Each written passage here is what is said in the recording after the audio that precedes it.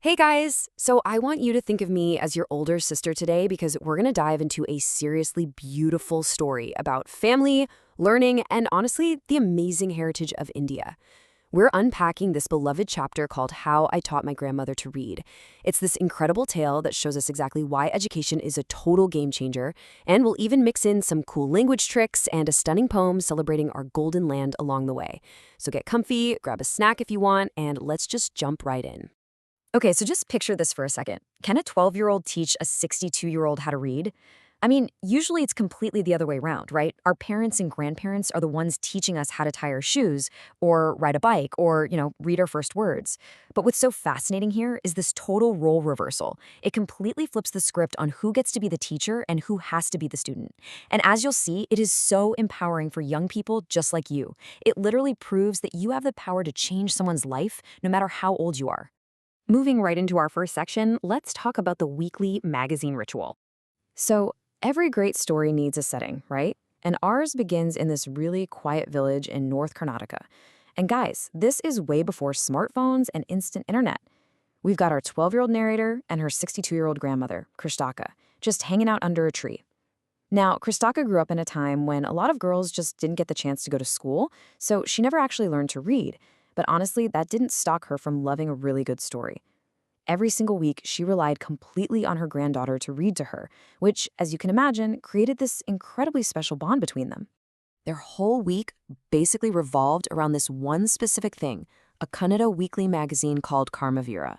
Now, transport wasn't exactly great back then, so the magazine usually showed up a day late.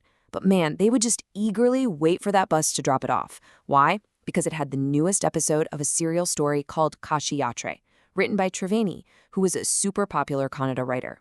It was all about an old lady's absolute biggest dream to visit Kashi, and Kristaka related to it so deeply that she would literally forget all her chores just to sit and listen to her granddaughter read the next exciting part. But of course, there's always a twist. Section 2. A wedding and a secret. So what actually happens when this perfect little routine gets broken? Well, our 12-year-old narrator headed off to a neighboring village to attend a wedding. And back in those days, let me tell you, a village wedding was a massive, massive event.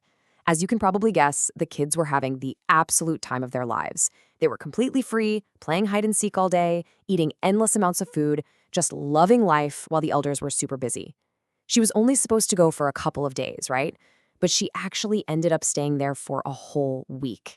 But when she finally got back home, she was in for a massive shock. She found her grandmother, who was basically always smiling, in tears.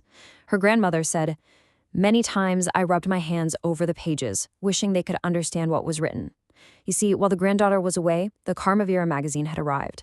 Krishtaka opened it up. She saw the picture for Kashiyatre, but she couldn't read a single word. She felt entirely helpless. And wow, this just brilliantly shows the deep emotional weight of illiteracy. It wasn't just about missing out on a fun story. It was this deep sadness of not being independent. Which brings us to section 3. You are truly never too old to learn. Now, sadness doesn't stick around long when you've got a fiery spirit, and Krishtakai decided it was time to take charge. Step 1, at 62 years old, she made the firm decision to learn the Kannada alphabet. Step 2, she literally asked her 12-year-old granddaughter to be her teacher.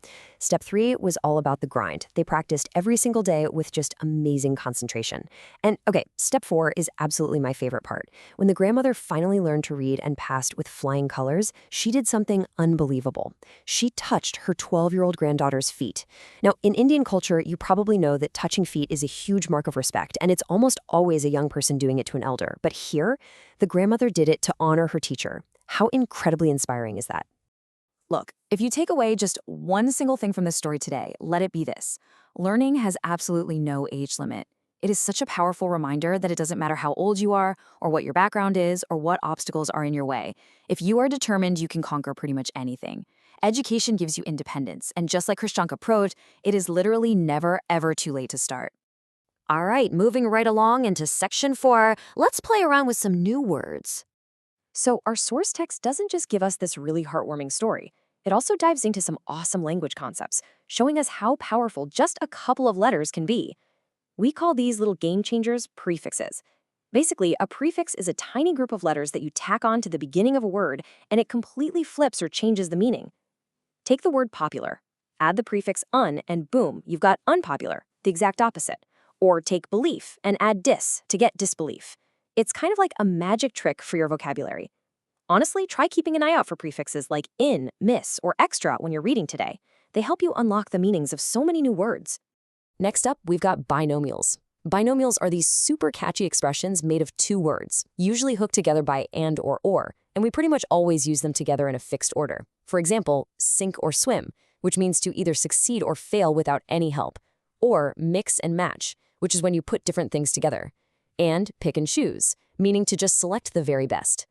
I mean, you can't really say swim or sink. It just sounds totally weird, right? So here's a mini challenge. Try using one of these binomials in a sentence today when you're chatting with your friends. Okay, section 5, praising our golden land. Let's zoom out for a second from the personal stories and the grammar rules. The second part of our source material dives into this really grand, beautiful worldview, perfectly capturing the spirit of the poem from our chapter. This poem actually acts as an ode. Now, an ode is just a special type of lyrical poem that expresses super deep admiration and praise. Here, the poet uses really elevated, beautiful language to celebrate India, writing stuff like, "The mighty Himavant is ours, the generous Ganga is ours."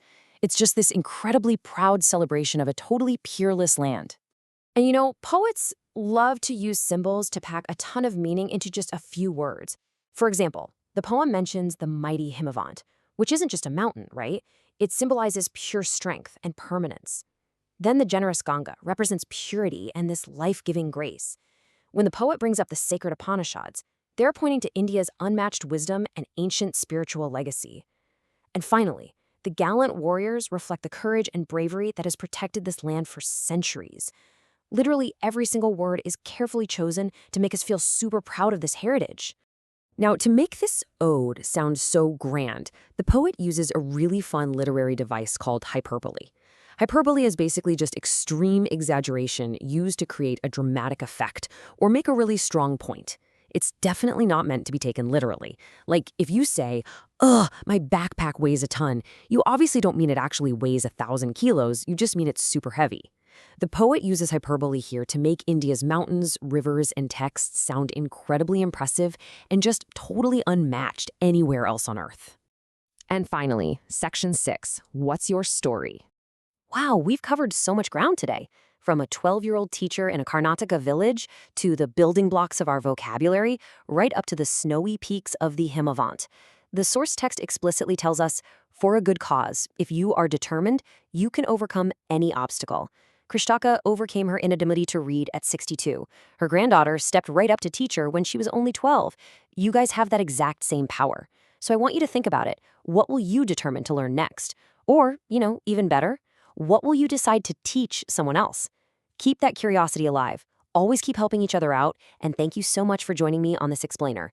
Until next time, keep learning.